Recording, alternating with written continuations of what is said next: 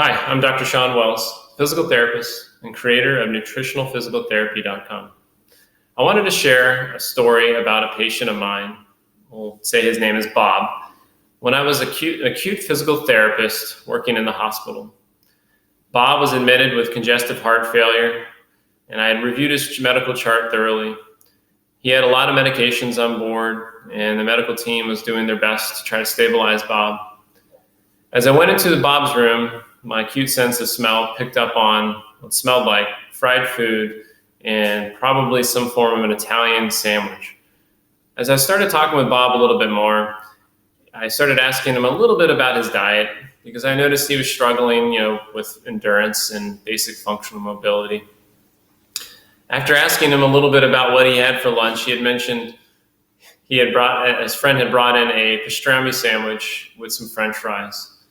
So I knew that day Bob probably wasn't going to be performing very well considering the amount of sodium in that meal plan. So my job as a physical therapist was to improve his endurance and get him moving. But I knew that with my background in nutrition and education and sports medicine and personal training that I should do more for this patient. And ethically, I should talk with him about his nutrition plan, which in his case included a low sodium diet. I know he had a registered dietitian on board. I know the medical doctors, I'm sure, put him on a low salt diet, and really reinforced with him to eat less sodium. Despite this, he still was eating pastrami and French fries.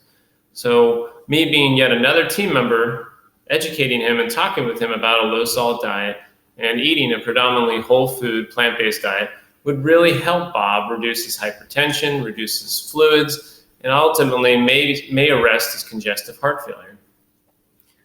Ultimately, as a physical therapist, we have the ability to educate patients. We have the ability to intervene in nutrition. And this is a great example of how we can do this and how you can start doing this today by taking our courses.